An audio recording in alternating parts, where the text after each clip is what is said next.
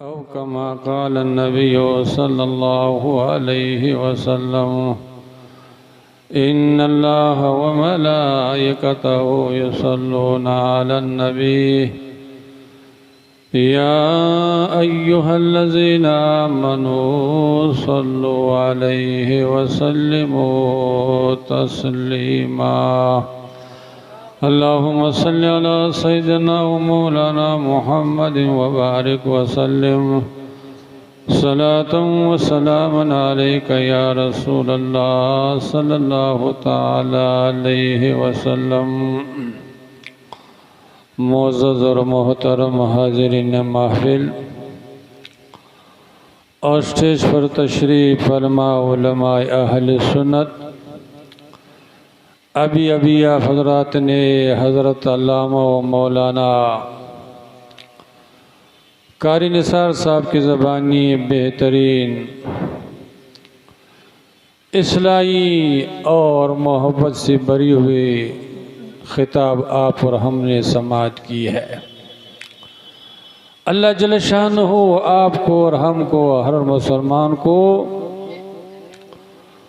कुरान हदीस की बातों को समझने की तौफीक अता फरमाए और सुन करके, सुना करके, सुनने और सुनाने से ज़्यादा अमल करने की तौफीक नसीब फरमाए। ये जलसा जिसमें आप और हम हाजिर है, ये सालाना शुहदाए करबला के मोहब्बत में, उल्फत में, अकीदत में यहाँ के जवान, यहाँ के बाशिंदे मिलजुल करके हर साल मुनक़िद करते चले आ रहे हैं। अल्लाह के बारगाह में दुआ करना ही चाहिए कि अल्लाह इस अदना से मोहब्बत जो हम लोग पैसा खर्च करके रात के 2 बजे 3 बजे तक शुहदाए करबला की शहादत को सुनते हैं और अदना से मोहब्बत और अकीदत का इजहार करते हैं, अल्लाह अपने फजल करम से इस अदना से मोहब्बत को अपने बारगाह में कबूल फरमाए और हर मुसलमान को वो जज्बा नसीब अता फरमाए, दीन से वो मोहब्बत नसीब अता फरमाए, कुरान की वो अज़मत नसीब अता फरमाए जो सहाबाए किराम को, अहले बैत को अल्लाह जल्ल शानहू ने अता फरमाया था। अगर वही जज्बा, वो शौक़ मुसलमान के अंदर आ जाए, हमारे कौम के अंदर पैदा हो जाए, तो फिर क्या होगा? किसी दुश्मन को कुरान पर आंख उठाने की हिम्मत नहीं पड़ेगी।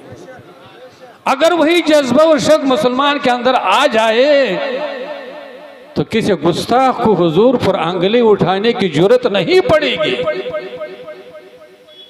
आज तो हम लोग शुहदाए करबला की मोहब्बत में बैठे हुए रात के 2-2:30 बज रहा है। बहुत खुशनसीबी की बात है, ये कम खुशनसीबी नहीं, बहुत बड़ी खुशनसीबी है कि हम लोग क्या कर रहे हैं शुहदा इमाम अली मकाम इमाम हुसैन की शहादत का जिक्र कर रहे हैं, सुन रहे हैं और सुना रहे हैं। लेकिन ये भी याद रखना चाहिए कि इमाम अली मकाम ने अपनी और अपने अहले बैत के, अपने ख़ानदान वालों के, अपने अज़ीज़ व अक़ारिब की कुर्बानी दी क्यों है? कोई दुनिया के लिए, दौलत के लिए, कुर्सी इक़्तिदार के लिए, ज़मीन और जायदाद के लिए नहीं। इमाम अली मकाम इमाम हुसैन रज़ियल्लाहु ताला अन्हु ने अपनी कुर्बानी जो पेश की, अपने ख़ानदान वालों की कुर्बानी जो पेश की, अपने अज़ीज़ व अक़ारिब की कुर्बानी की पेश की, इसे कुरान के खातिर, कुरान के तहफ़्फ़ुज़ के लिए अपनी कुर्बानी पेश की, दीन इस्लाम के तहफ़्फ़ुज़ के लिए कुर्बानी पेश की।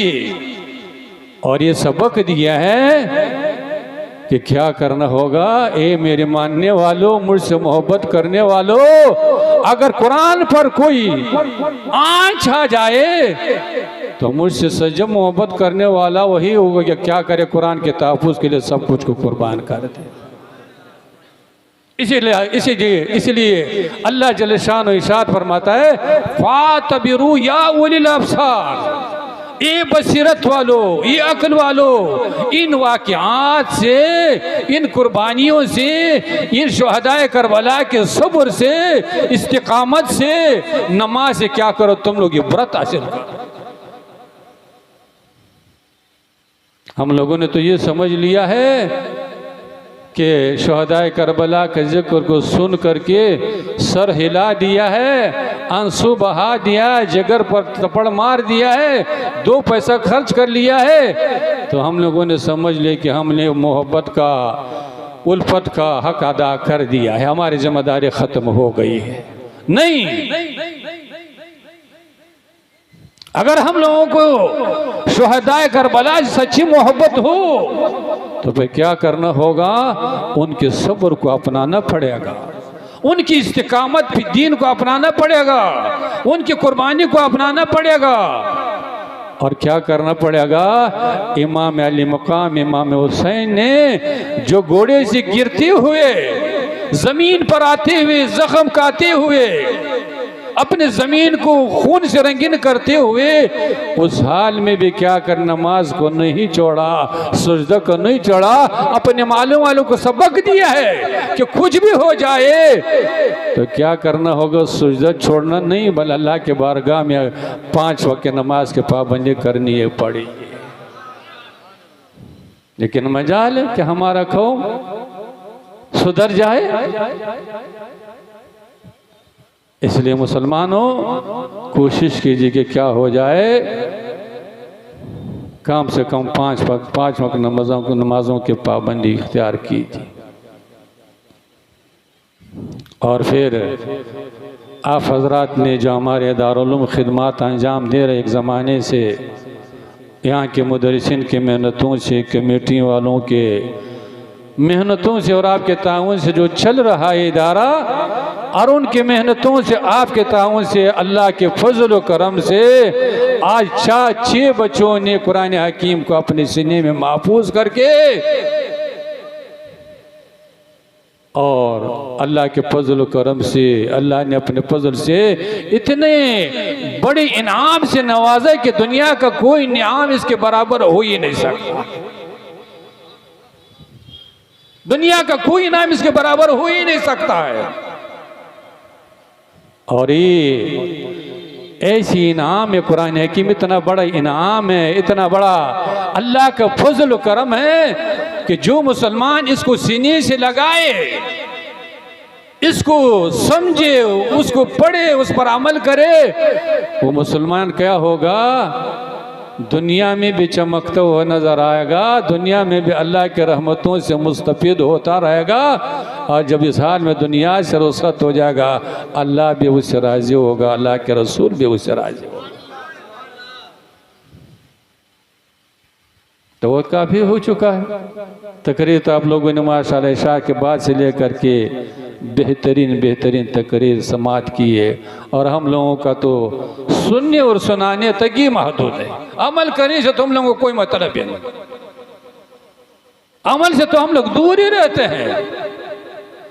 वो शायर ने कहा है कि अमल से बनता है जन्नत भी जहन्नम भी, ये बंदा अपने फितरत में न नारी है न नूरी। अगर दुनिया व आखिरत की कामयाबी चाहते हो, अल्लाह और अल्लाह के रसूल को राजी करना चाहते हो, तो क्या करना होगा, सिर्फ सुनने और सुनाने तक नहीं रखना होगा, अपनी जिंदगी का हिस्सा बनाना पड़ेगा, उस पर अमल करना पड़ेगा।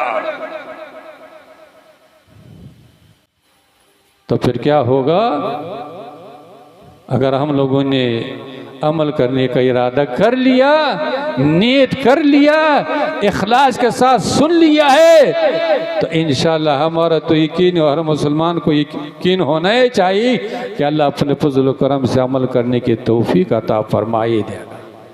लेकिन हम लोगों को तो इरादा जो नहीं है, हम लोग इतना रात 2 बजे 3 बजे तक यहाँ बैठे रहते हैं, सुनते हैं, बहुत अच्छी बात है, बहुत सवाब की बात है, लेकिन काश हम लोग इस इरादे से आए होते कि जो कुछ हम सुनेंगे, चाहे अकीदे के ताल्लुक से हो, चाहे ये अमाल के ताल्लुक से हो, जो कुछ हम सुनेंगे उस पर अमल करने की कोशिश करेंगे।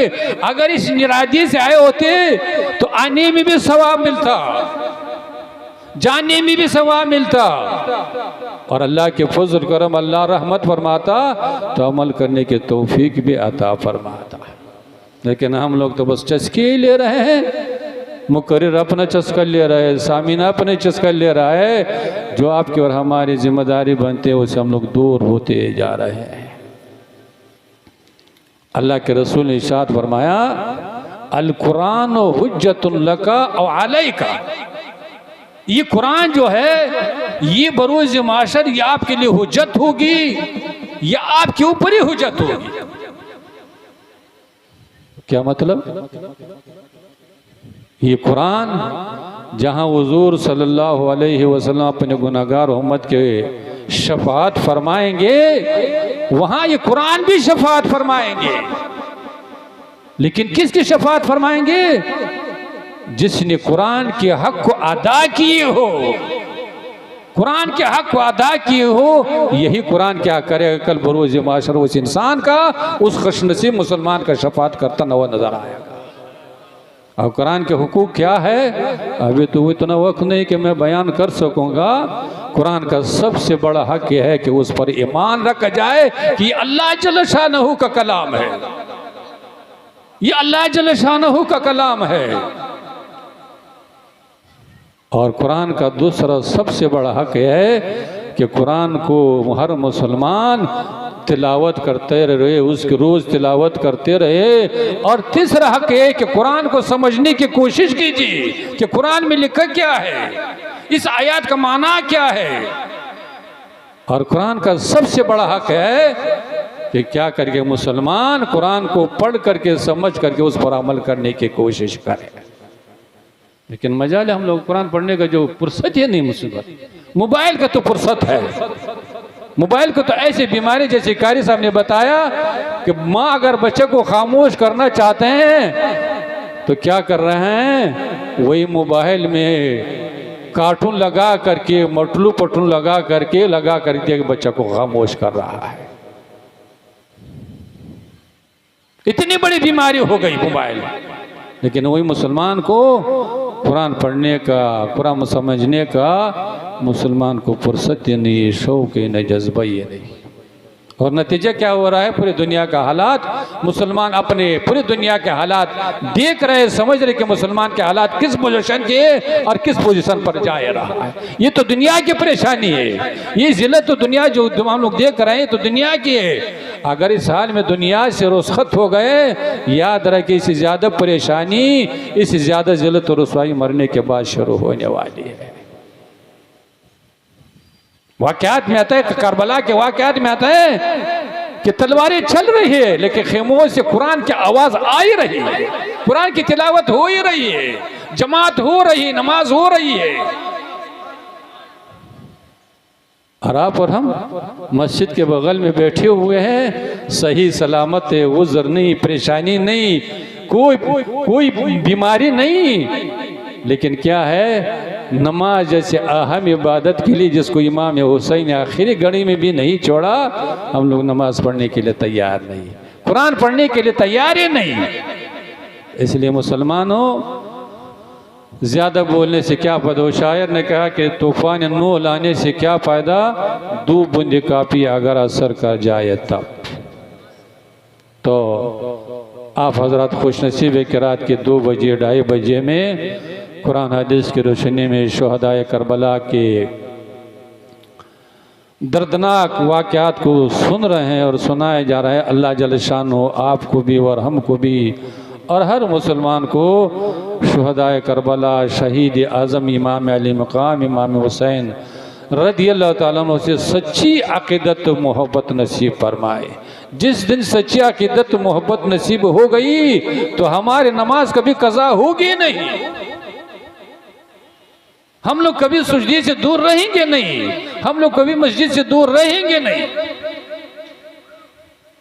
तो अल्लाह जल्ल शानहू हमारे यहाँ की कमेटी ने, यहाँ के बाशिंदों ने जो खर्च करके इस कॉन्फ्रेंस को, इस जलसे को मुनक़िद की है, और जिन लोगों ने मदरसे का ताउन किया है और यहाँ के मुदर्रिसीन ने जो खिदमात अंजाम दी हैं, अल्लाह जल शान हो सब के ताउन को, सब की खिदमात को कबूल फरमाए। अल्लाह आपको भी और हमको भी और हर मुसलमान को दीन इस्लाम पर इस्तिकामत अता फरमाए। अल्लाह हम सबको दीन इस्लाम की खिदमत करने की तौफीक अता फरमाए। व आखिर दावाना अनिल हम्दुलिल्लाहि रब्बिल आलमीन।